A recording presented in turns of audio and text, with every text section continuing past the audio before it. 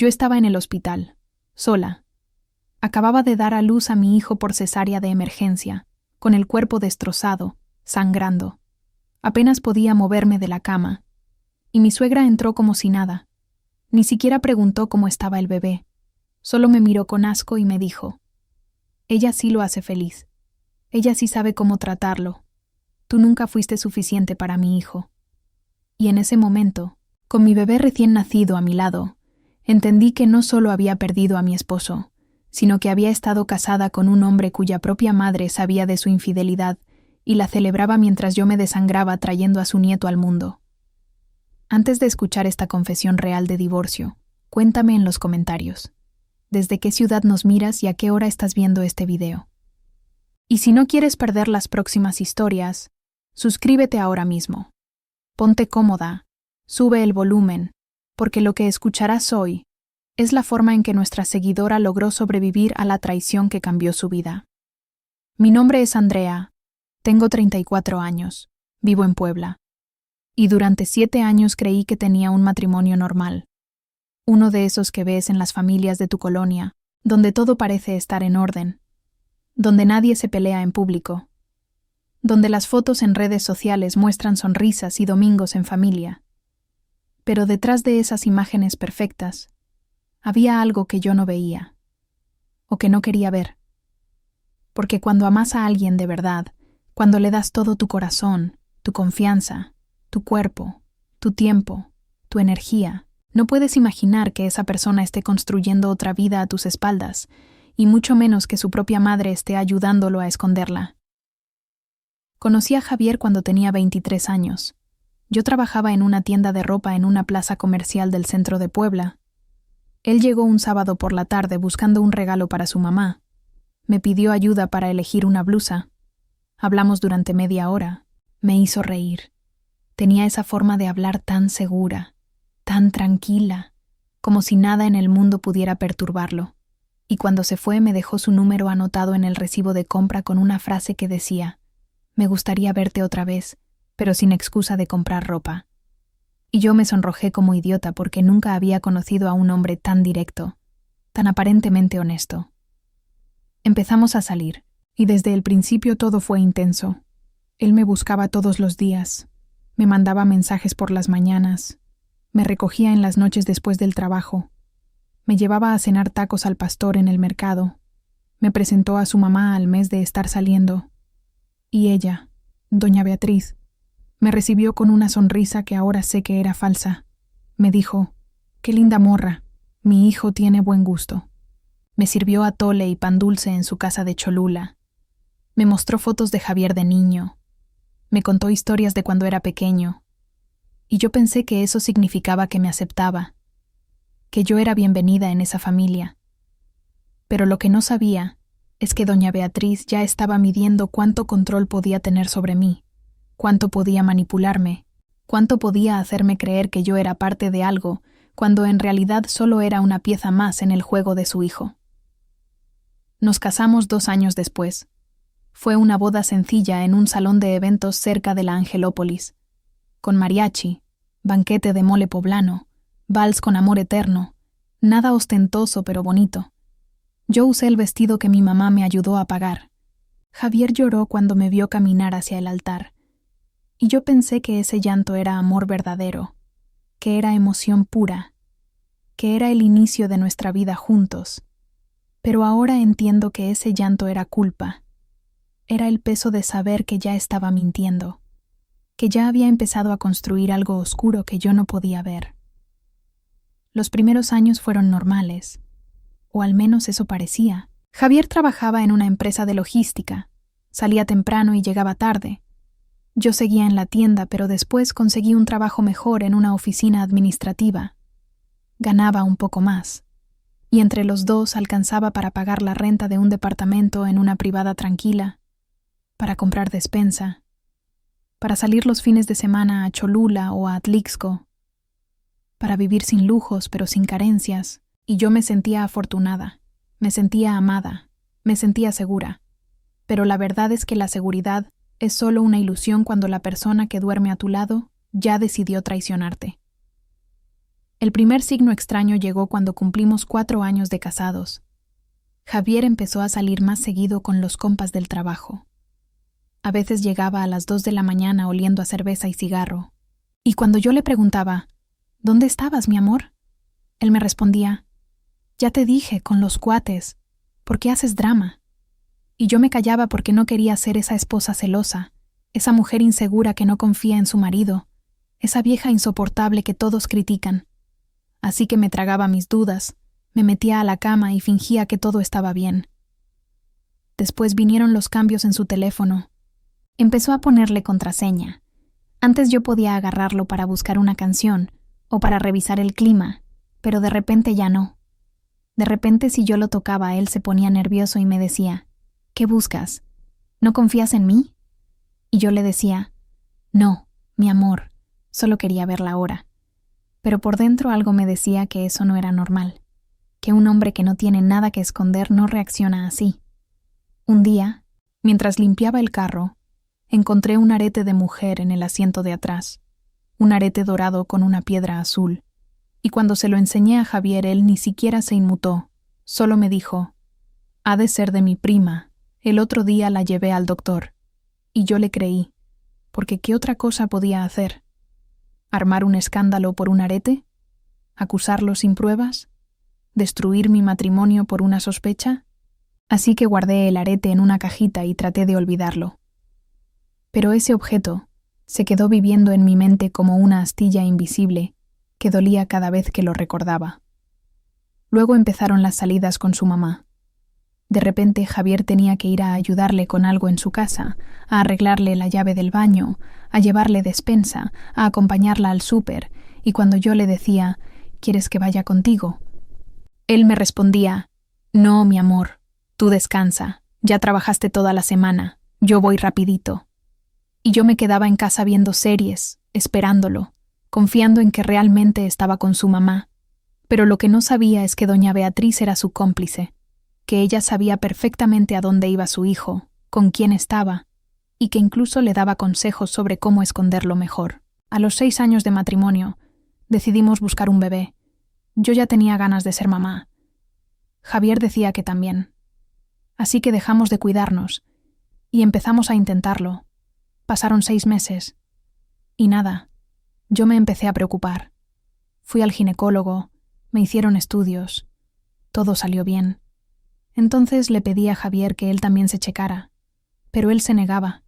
Me decía, no hay prisa, ya va a llegar, relájate. Pero yo sentía que algo no cuadraba. Sentía que él no estaba tan emocionado como yo, que cuando hablábamos del bebé, él cambiaba el tema, o se ponía a ver el celular. Finalmente quedé embarazada. Fue en diciembre. Me enteré unos días antes de Navidad. Compré 3 pruebas de farmacia, y las 3 salieron positivas. Lloré de felicidad. Le marqué a Javier que estaba en el trabajo y le dije, mi amor, vamos a ser papás. Y él solo dijo, órale, qué padre, ahorita hablamos en la casa. Sin emoción, sin gritos, sin nada. Y yo pensé que tal vez estaba ocupado, que tal vez estaba con su jefe, que después en la noche lo celebraríamos. Pero cuando llegó a la casa, solo me dio un abrazo rápido y se puso a ver la tele. El embarazo fue difícil. Tuve náuseas horribles los primeros meses. Me daban asco los olores. No podía comer casi nada. Perdí peso en lugar de ganarlo. Y Javier casi no estaba. Llegaba tarde. Salía temprano. Y cuando le pedía que me acompañara a las citas del doctor me decía, no puedo. Tengo mucho trabajo, pero me cuentas cómo te fue. Y yo iba sola a los ultrasonidos. Sola a las consultas. Sola a comprar las cosas del bebé. Y cada vez me sentía más abandonada. Pero me convencía a mí misma de que era normal. Que los hombres no entienden esas cosas. Que después, cuando naciera el bebé, todo cambiaría. A los 7 meses de embarazo, empecé a tener contracciones. El doctor me dijo que tenía que hacer reposo absoluto, porque había riesgo de parto prematuro. Me dieron incapacidad en el trabajo. Me quedé en casa acostada casi todo el día, y Javier seguía igual, ausente, distante, frío, y yo lloraba en las noches preguntándome qué había hecho mal. ¿Por qué mi esposo ya no me veía? ¿Por qué ya no me tocaba? ¿Por qué parecía que le molestaba mi presencia? Una tarde, estaba acostada en la sala viendo videos en mi celular, cuando me llegó un mensaje de un número desconocido. Abrí el mensaje y era una foto de Javier con una mujer. Estaban en un restaurante. Ella estaba recargada en su hombro, él tenía la mano en su cintura, y el mensaje decía: «Perdón por mandarte esto, pero tienes que saber la verdad. Tu esposo lleva 2 años con mi prima. Y todos lo saben menos tú. Tu suegra los ha visto juntos, y nunca te dijo nada. Despierta, por favor». Y yo sentí que el mundo se me caía encima. Sentí que no podía respirar. Empecé a temblar. Marqué al número, pero no me contestaron. Le marqué a Javier, pero me mandó a buzón, y me quedé ahí en el sillón, con las manos en mi panza enorme, sintiendo cómo mi bebé se movía, y pensando que todo lo que había construido era mentira. Cuando Javier llegó esa noche lo enfrenté, le enseñé la foto, le grité: «¿Quién es ella? ¿Desde cuándo? ¿Por qué me haces esto?» Y él primero se hizo el sorprendido. Me dijo: «No sé quién te mandó eso. Ha de ser alguien que nos quiere ver mal». Pero yo ya no era la Andrea ingenua de antes. Yo ya no iba a creer sus mentiras. Así que le dije: «Júrame por tu hijo que no es verdad». Y él no pudo. Se quedó callado. Bajó la mirada, y en ese silencio se confirmó todo. Esa noche dormimos separados. Él se fue al cuarto de visitas. Yo me quedé llorando en nuestra cama, agarrada de mi panza, pidiéndole perdón a mi bebé por traerlo a este mundo roto. Y al día siguiente en la mañana me empezaron dolores horribles, contracciones cada 5 minutos, sangrado, y tuve que marcarle a una vecina porque Javier se había ido desde temprano y no contestaba el teléfono. La vecina me llevó al hospital, me metieron directo a urgencias. El doctor dijo que tenía que ser cesárea de emergencia, porque el bebé estaba sufriendo. Me durmieron. Y cuando desperté ya había nacido mi hijo, un niño hermoso de 2,8 kilos, prematuro pero sano. Y yo estaba sola, destrozada, con el cuerpo cortado, con las piernas dormidas, con el alma hecha pedazos. Pasaron 2 horas y Javier llegó, pero no llegó solo. Llegó con su mamá, doña Beatriz, y yo pensé que ella venía a apoyarme, a ver a su nieto, a decirme: «Tranquila, mija, todo va a estar bien». Pero en cuanto Javier salió del cuarto para hablar con el doctor, ella se acercó a mi cama. Me miró con odio, con desprecio, y me dijo en voz baja pero firme: «Ya sé que te enteraste de Carla. Y qué bueno, porque así dejas de hacerte ilusiones. Ella sí lo hace feliz. Ella sí sabe cómo tratarlo. Ella es una mujer de verdad, no una llorona como tú. Tú nunca fuiste suficiente para mi hijo, y si fuera por mí, él estaría con ella y no contigo. Pero pues ya tuviste al bebé, y pues ni modo. Pero no creas que por eso vas a tener su amor, porque ese amor ya no es tuyo». Y yo me quedé muda, congelada, sin poder creer lo que estaba escuchando, con el cuerpo todavía anestesiado, con mi hijo recién nacido a 1 metro de distancia. Y lo único que pude hacer fue voltear la cara y empezar a llorar en silencio, mientras ella se daba la vuelta y salía del cuarto como si nada hubiera pasado.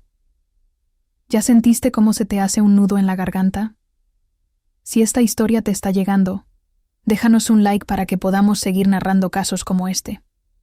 Y cuéntame en los comentarios: ¿has vivido algo parecido? ¿Conoces una historia peor? Suscríbete para no perder las próximas confesiones. Ahora respira, porque lo que viene a continuación lo cambia todo. Esa noche, cuando me quedé sola en el hospital, cuando las enfermeras se llevaron a mi bebé a cuneros, cuando la luz del pasillo apenas iluminaba mi cuarto, yo tomé una decisión. Decidí que no iba a permitir que esa mujer, que ese hombre, que esa familia entera siguiera destruyéndome. Decidí que mi hijo no iba a crecer viendo a su mamá humillada.